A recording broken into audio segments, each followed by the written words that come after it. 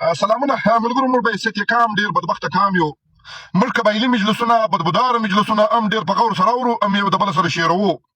چې د کام خبره وي د وطن خبره وي بیا نه یو بل اورو نه عقل سره شریکو نه ناست سره کو زموږ د تحریک ملګری دی د تحصیل ګلستان کلیسیګي اوسیدونکو دی نن درېمه څلورمه د زموږ سره په رابطه کې دی چې زموږ د ادمزی کلی دی دا روزي دی د سیګي څو کلی چې دلته پراته دي دا وسلوالو ډلو نامعلومه وسلوالو ډلو دغه د اطرافو څو کلي د ټول سقوط کړي دي 50 موټرسایکله شپېته موټرسایکله ګرځي دلته عزتداره خلک بې عزته کوي له دوی نه تپوس کوي چې له کومه را روان یې څوک یې چیرې ځې مین خبرې ته راځم دلته منظور ترین نامي یو شخص چې پلرنی وطن یې سیګي دي د دوی دلته کور دی د خپل پمپ دی دلته د بچیانو د وخت ډوډۍ پیدا کوي د پمپ دی دلته وسلوال خلک راغلي دي 50 موټرسایکلې دي شپېته موټرسایکلې دي دا له ځانه سره وړي دي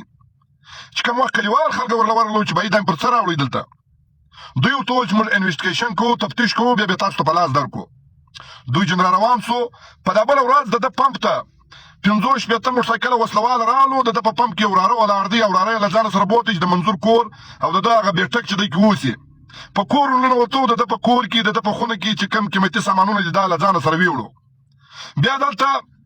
دلبر نمیږي دلبر کاکړ نامي او ځوان دی له هغه ځای اوسېدونکی دی او خټکۍ پالیز مالیز به کوي د دې څه ډېره قیمتي ګاډه ده د کور استوګې ګاډه ده دا یې جنبېولې ده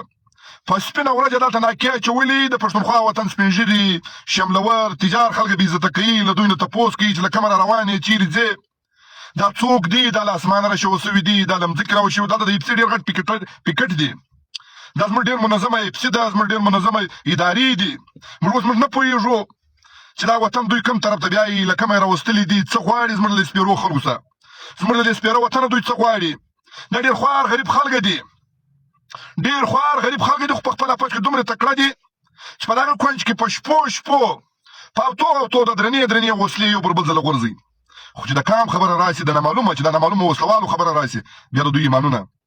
کمزوري دي بیا دوی تپوس نشي کوي چې ته له کومه راغلی زما خو دا پلار وطن دی زه د دې وطن سردار یم زه د دې وطن حقیقي کمانډر یم د دوی کمانډران زه د دې وطن حقیقي کمانډر یم ته څوک یې له کومه راغلی چې 50 شپېته موټرسایکله درسره دي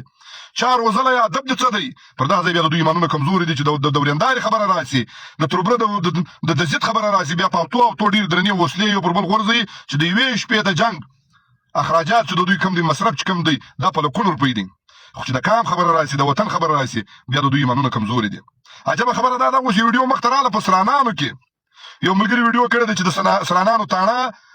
بیلې دا سکوت که دا ورته چا منې له موږه څه غواړئ وروره دا ساده خبرې نه دي دا ټول غوبل دلته دا د پنجاب ضروري ادارو جوړ کړی دی له موږ لاس واخلي موږ پر خپله خاوره امن غواړو سکول غواړو کالج غواړو یونیورسټۍ غواړو ډیم غواړو امن غواړو موږ څه کوئ موږ درپدره خلک په سیند کې مې بهیثیته پښتون افغان نه لکه پر لاره به مو ټرانسپورټ نه لکه په یوه نامه په بل نامه زما د کروڑو روپۍ ګاډۍ سوځي او موږ یو بل د ګریوانو سره نیولي دي پر زی پر خیلي پر سیاست پر ټول هر څه سره تقسیم یو د خدای دپاره نور خو مه په دغه کونج کې دا 4 مشران دي یا 5 مشران دي لکه مفتي عبدالسلام مفتي صاحب حاجي عبدالرؤوف ترین حاجي احمد خان اسکزی دا شمشوزی دا کم مشر دی حاجي آغا محمد شمشوزی ملک امیر منګلزی دا 4-5 مشران دي په دغه کونج کې خو سره جرګه سي د کام په خاطر چې په کور مې ناولده وسلواله درنه وځي ستاسو ښځې بې عزته کوي ستاسو ښځې ژړوي له تاسو تپوس کوي چې له کومه را روان یې چیرې ځې دا ډېره بد عمل دی موږ لنګوټې هم تړلي دي بریتونه مې هم پرېښي دي ږیرې مې هم غټې کړي دي اجون هم کوو تبلیغ نه هم ځو او په دې دونه مې ایمانونه کمزوري دي له پلېدوی خلکو پوښتنه نه کوي چې ته له کومه راغلی ستا ادب څه دی یوه خبره درته کوم وطني کمانډرانو ته چې وخت ډېره نږدې سو داسې نه وي چې له تاسو د خپلې لښکره ودرئ ټوپک در سره جمع کړي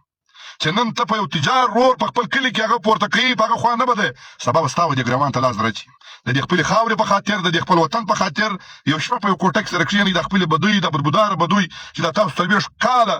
کاروبار پر کړی دی پر پټیانې مې په دې بدبوداره بدوی کې جوړې کړي دي خوند یې پر اخیستی دی د یو هفتې لپاره یې سیټ ته کوي پر دې خپل کام باندې رحم وکړي پر دې خپل وطن باندې رحم وکړي ډیر بد عمل دی چې منظور نامي